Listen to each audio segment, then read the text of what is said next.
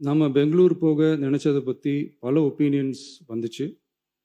நாம போக நினைச்சதுக்கு காரணம், ஒருவேளை இந்த பிரச்சனை தீர்க்கறதுக்கான ஒரு பாசிட்டிவ் சைன் கிடைச்சா நல்லா இருக்குமேன்னு ஒரு ஒரு எண்ணத்துல தான்.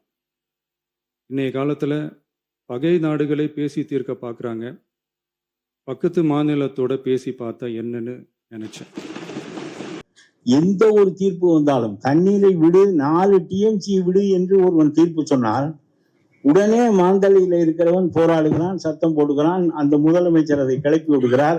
இங்கிருந்து மானங்கட்டு நாம் போக வேண்டும் என்று சொன்ன போது நீ வர வேண்டாம், இப்பொழுது சிக்கலாகிவிடும் என்று சொல்லி நிறுத்தி வைக்கிறார்கள்.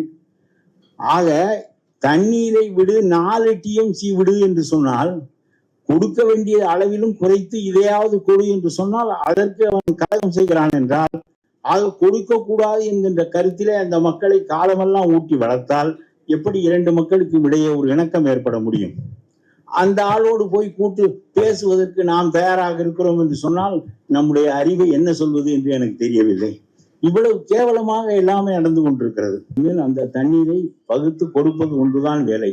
அறிவு இருந்தால் நாம் முதலில் போராடுவது எதற்காக இருக்க வேண்டும் என்றால், கர்நாடகத்துக்கான கையில தண்ணீரை திறந்து விடுகிற உரிமை எதற்கு இருக்க வேண்டும் என்று கேட்கிறேன். அந்த உரிமை ஒரு பொதுவான அமைப்பின் கீழே இருக்க வேண்டும். தீர்ப்பு சொல்லி அந்த தண்ணீரை திறந்து விடுகிற உரிமையை கர்நாடகத்துக்காரனிடமே கொடுத்தால் அவன் எப்படி திறப்பான்? ஒவ்வொரு தரமும் திறக்க மறுக்கிறான். ஒவ்வொரு தரமும் நதிநீர் ஆணையத்திற்கு போகிறோம், பிறகு அவன் இவ்வளவு தண்ணீரை திறந்து விடு என்று சொல்கிறான். உடனே அவன் அங்கே கலகம் செய்கிறான். முதல்ல இந்த சாவியை பிடுங்கி ஒரு பொதுவான அமைப்பின் கையில கொடுக்க வேண்டும். இந்தியா முழுவதற்குமான தண்ணீரை திறந்து விடுகின்ற உரிமை பொதுவான அமைப்பின் கீழே இருக்க வேண்டும். அதை முதலில் செய்தால் இந்த தகராறுகள் எல்லாம் வராது.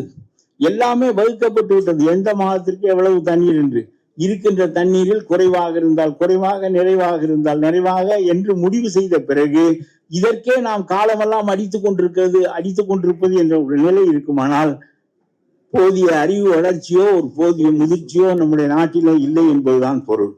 ஆகவே நம்முடைய தீர்மானங்களில் ஒன்று பொது அமைப்பின் கீழே தண்ணீரை திறந்து விடுகின்ற உரிமையை வழங்க வேண்டும் என்பதையும் நாம் வலியுறுத்தி சொல்ல வேண்டும்.